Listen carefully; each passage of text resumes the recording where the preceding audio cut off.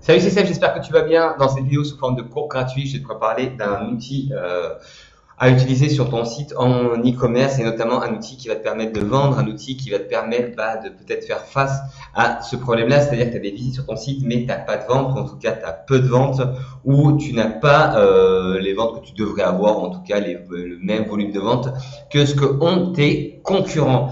Et tu te demandes un petit peu pourquoi. Alors, pourquoi? Je te propose d'essayer de réfléchir un petit peu différemment à la thématique e-commerce, ou en tout cas même e-commerce ou commerce. En fait, tu te rends compte qu'on a vraiment changé de paradigme quand on parle du coup de commerce.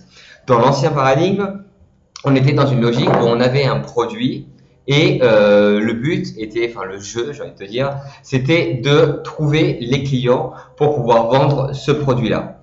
Dans le nouveau paradigme, aujourd'hui, dans le paradigme justement d'Internet, de l'innovation, dans un monde qui bouge en permanence, dans un monde où il faut se réinventer, où il faut innover, dans un monde qui est de plus en plus concurrentiel, dans un monde où tout le monde maintenant peut devenir un e-commerçant dessus, justement, on change un petit peu la logique. Et tu vas voir, cette logique-là, elle paraît un peu plus du coup cohérente, en tout cas pour moi, quoi. Cette logique, c'est de dire qu'on va inverser tout simplement. On va partir du client et on va aller trouver le bon produit.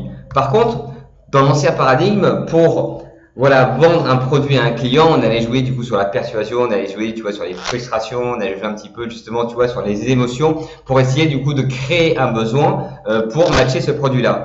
Dans le nouveau paradigme, justement, là, c'est complètement différent. On va partir du client, on va comprendre comment est le client, on va comprendre quels sont ses problèmes pour essayer du coup de trouver une solution, c'est-à-dire cette solution-là va être justement ce produit-là. Parce que peu importe en fait au final le produit, ce qui prime, c'est vraiment le client.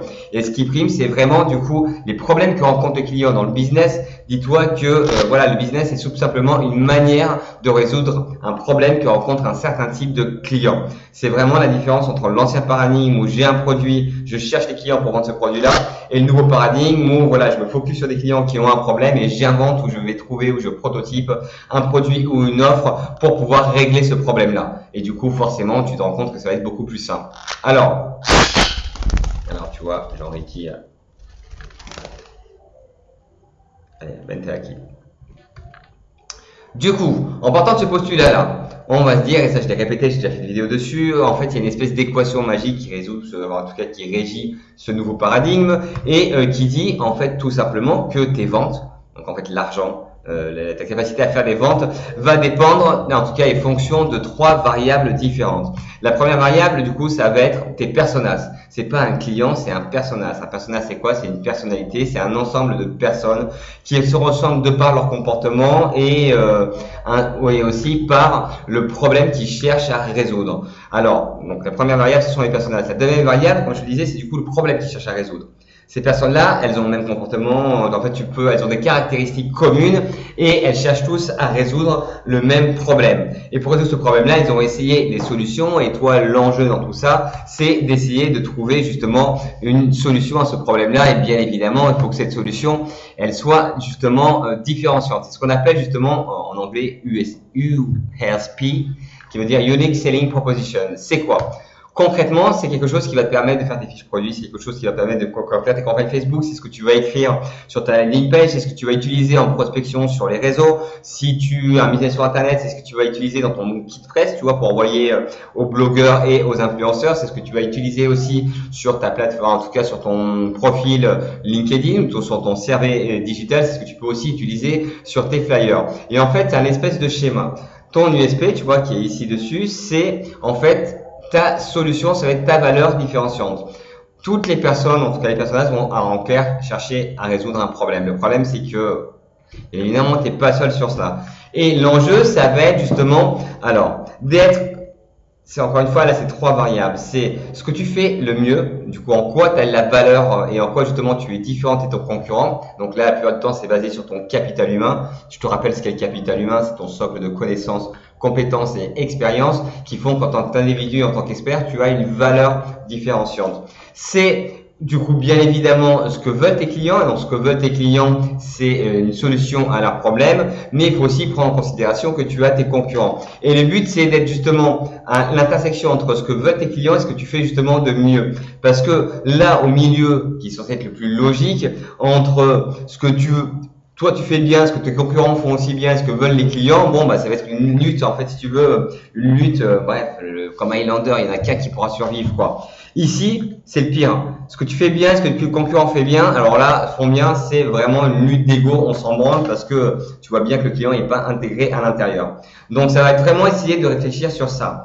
Et pour t'aider justement à réfléchir sur ça, je t'ai proposé, en tout cas j'ai fait, on l'a vu justement en immersion ici avec Alexandre justement sur un de ses projets, et je me suis dit que ce serait pas mal de faire une vidéo dessus, une matrice. Mais pour ça, on va l'ancrer. On va prendre une étude de cas sur l'aromathérapie. Pourquoi l'aromathérapie? Bah, regarde le Google Trends, tu vois, par exemple, sur l'huile de coco, tu vois qu'on a une bonne trend dessus. Donc, ça aurait pu être un projet, tu vois que j'ai un projet en e-commerce et que je vends des huiles essentielles. Sur la petite étude de cas, je vais te montrer comment on peut utiliser cette matrice-là. Alors, cette matrice, elle comprend différentes colonnes. Dans la colonne 1, on va avoir les personas, donc les différentes typologies de clients. Tu verras, j'ai fait une formation, il y a plein de vidéos sur YouTube sur la partie des personas. Dans la deuxième colonne, on va avoir le problème qu'ils rencontrent.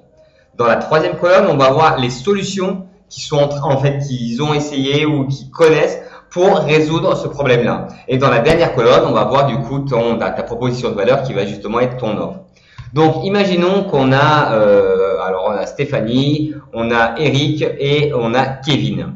Stéphanie, elle est mère au foyer, dessus, elle élève ses 2 enfants, son mari est avocat, elle vit en campagne, dans une petite maison bourgeoise.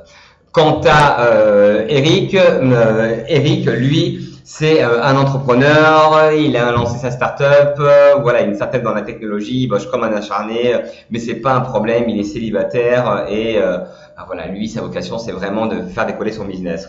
Quant à Kevin, lui, c'est un étudiant, il est en train de préparer, en tout cas de réviser pour son master de droit. Ces 3 personnes-là ont des problèmes qui sont différents. Stéphanie, elle, son principal problème, en tout cas, c'est qu'elle essaie justement de maigrir, elle essaie d'être un peu mieux dans sa peau et elle essaie justement, pareil, d'inculquer ces valeurs-là ou ces nouveaux comportements auprès de son mari et de ses enfants. Quant à Eric, lui, son problème, c'est que, il a l'impression d'avoir les batteries des fois un petit peu à plat. Tu vois, en tant qu'entrepreneur, il bosse souvent, mais le problème, c'est qu'il a besoin d'avoir un petit peu de coup de boost parce que lui, ce qu'il veut, c'est vraiment, travailler un maximum pour essayer de faire décoller son activité. Quant à Kevin, lui, il cherche à être un peu plus concentré, être un peu moins stressé, être un peu plus justement créatif pour essayer de bien apprendre ses cours, en tout cas de mieux intégrer ses cours. Alors sur ça, ils ont chacun, parce que ce sont des personnalités différentes, ce sont des expériences différentes, ce sont des connaissances et des compétences justement différentes, ils ont chacun essayé de trouver des solutions à leurs problèmes. Alors, Stéphanie, pour essayer de maigrir, elle s'est dit, je vais essayer de prendre des médicaments. Le problème, c'est que, il montrait une colonne, tu vois, dans ça, ce serait de citer tous les problèmes aux solutions qu'ont trouvé tes prospects. Les médicaments, c'est chimique, c'est pas bon pour la santé, au final, c'est juste un pansement, ça va pas régler le problème de fond. Donc, c'est une fausse bonne idée, j'ai envie de te dire. Quant à Eric, lui, ce qu'il a trouvé pour être plus rechargé, il s'est dit je vais me coucher plus tard, mais vu que j'arrive pas à bien dormir parce que je suis stressé, je vais prendre des somnifères. Pareil que pour Stéphanie, les somnifères c'est chimique, c'est dégueulasse, encore une fois, c'est un pansement et c'est pas vraiment une vraie solution au problème, quoi. Quant à Kevin, lui, pour être en tout cas moins stressé et plus concentré, il s'est dit pourquoi pas fumer un petit peu de marijuana, de la weed, tu vois, ou de la marijuana pour les plus anciens ou les plus vieux qui regardent cette vidéo dessus. Ils ont chacun justement des problèmes différents, ils ont chacun essayé des solutions différentes qui rencontrent leurs limites plus ou moins importantes, mais par contre ces 3 personnages-là, moi en tant que boutique qui vend de l'aromathérapie ou des huiles essentielles en ligne, ce sont typiquement des clients qui peuvent m'intéresser. Sauf que dessus, je pourrais proposer de l'huile pour Stéphanie. Mais là alors certes, je pourrais avoir une valeur différenciante parce que déjà, je sais que Stéphanie, elle a un problème justement sur son poids et qu'elle prend des trucs chimiques et qu'elle sait que la chimie, c'est pas forcément bien. Mais pour aller plus loin, être un peu plus innovant, je pourrais proposer justement à Stéphanie de lui envoyer son huile sous forme de box. Et dans cette box-là, il y aurait plein d'éléments. Ça pourrait être justement du thé bio, ça pourrait être du savon justement naturel, plein d'éléments pour lui permettre, en tout cas, de perdre du poids, mais aussi, parce que je sais que Stéphanie, elle est hyper orientée dans tout ce qui est écologie et dans tout ce qui est naturopathie, d'essayer de mieux intégrer dans son quotidien, en tout cas mieux exclure de son quotidien tous les produits chimiques. Et sur ça, sur forme de petite box éducative qui lui envoie du coup, alors certes, un programme pour pouvoir maigrir, mais aussi différents produits ou par exemple synergie à faire soi-même pour voilà, intégralité, en tout cas pour prendre soin au naturel de son corps, du corps de ses enfants et de son mari, ainsi que de sa maison. Quant à Eric, lui, voilà, je pourrais lui prescrire par exemple, je dis n'importe quoi et je suis pas aromathérapeute, mais de l'huile de ylang-ylang. Ça, je sais que j'en prenais quand j'étais justement au stressé. L'huile de ylang-ylang, tu en prends sur un petit sucre.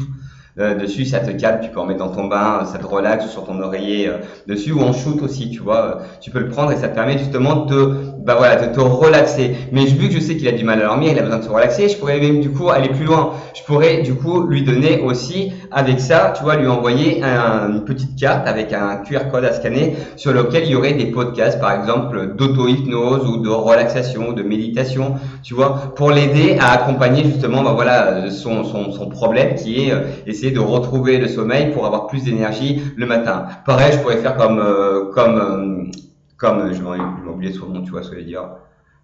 Comme Christine ou Stéphanie, comme Stéphanie, voilà.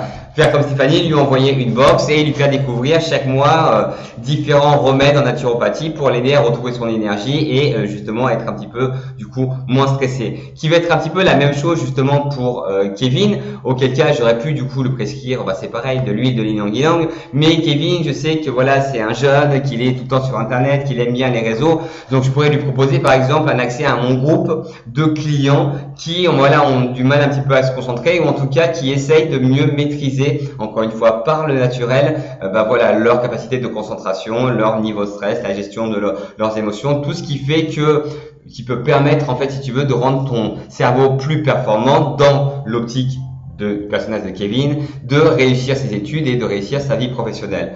Donc tu vois bien que là, je m'adresse pas à ces trois personnes-là comme étant la même personne, je m'adresse pas à ces trois personnes-là comme si elles avaient le même problème, comme si elles avaient essayé les mêmes solutions à ce problème-là, comme si elles avaient les mêmes comportements. Et par contre, je vais leur proposer certes de l'huile différente, mais avec des offres qui vont être justement différentes. Des offres qui vont être adaptées, à leurs problèmes, justement au comportement qu'ils ont tous les jours, et trois, surtout à leurs caractéristiques. Parce que par exemple, je sais que dans le cas d'Eric, il a pas beaucoup tout le temps, Eric il pourra pas passer en magasin pour se faire conseiller dessus. Donc Eric, je peux peut-être lui envoyer aussi dessus, tu peux avoir un support, nous contacter directement, par exemple sur WhatsApp, parce qu'il est très Eric à la limite il peut voyager, ça peut être un nomade, donc il peut te joindre partout. Ou en fait, c'est vraiment essayer de te penser qui sont tes personnes, faire en fait un espèce de travail pour te mettre dans la tête de tes personnages, pour te mettre dans la tête de tes clients, savoir ce qu'ils pensent, savoir ce qu'ils écoutent, savoir quelles sont les frustrations, savoir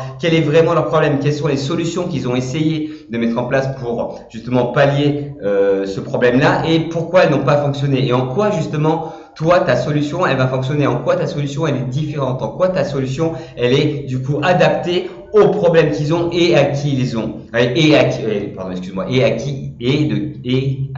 ils sont et de qui ils sont. Bon, bref, tu m'as compris, j'ai des bugs un petit peu en ce moment sur ces mots-là. Donc encore une fois, rappelle-toi que c'est une espèce d'équation. Sur ça, il n'y a pas de produit winner, tu vois, il n'y a pas de mauvais site ou de bon site dessus. Les produits sont winner par rapport à une audience bien particulière avec un message bien précis. Essaie vraiment de faire cette petite matrice-là en listant tes différents personnages, en listant vraiment les problèmes qu'ils ont. Rien que de lister les problèmes, ça va t'obliger à essayer de trouver quelle est la valeur ajoutée d'un produit. Un tapis de yoga, bon, tu vois, tu peux le vendre comme un tapis de yoga, mais bon, ça résout pas forcément un problème. Et le problème de tout ça, j'ai envie de te dire, c'est que si tu résous pas un problème, ça va être beaucoup plus compliqué de vendre, parce que du coup, ça a moins de valeur ce que tu vends, tu vois, c'est juste pour le kiff. Et ça va être beaucoup plus compliqué de te différencier, en plus de ça, parce que du coup, tes concurrents, dis-toi que ça, c'est partout dans le business. Aujourd'hui, ton but, c'est justement d'innover. Alors là, tu vois, on parle pas d'innovation en termes de produits, on parle d'innovation en termes d'offres, en termes de services, en termes d'expérience proposée à tes personnages. Et c'est ça justement que tu vas valoriser, c'est sur ça que va être ton bon prix. C'est pas le prix de ton produit, il faut que tu décorrèles ton produit. Ton produit, il fait partie de ton offre et ton offre, c'est une solution que tu apportes, une solution différente de tes concurrents qui va permettre de régler un problème bien particulier sur un type de personne bien particulier. Bon voilà, j'espère que tu as compris un petit peu ça. Si tu veux, je te fais un package spécial en ce moment, tu vois, pour les fêtes, avec le module complet sur les personnages et le module global sur les Facebook Ads et notamment sur la méthode de ciblage comportemental ou comment transformer 1 euro en 751 € en ciblant tes personas en fait sur Facebook. Bon, Claire, la formation elle est en deux parties. Première partie, comment construire, identifier, profiler, espionner ses clients types, en tout cas ses profils de personnages, pour dans un deuxième temps les transformer en audience et lancer des premières campagnes Facebook pour pouvoir leur vendre tes produits, en tout cas tester tes offres. Donc si ça t'intéresse, il y a un lien juste dans la bio et je te retrouve pour une prochaine vidéo. Salut!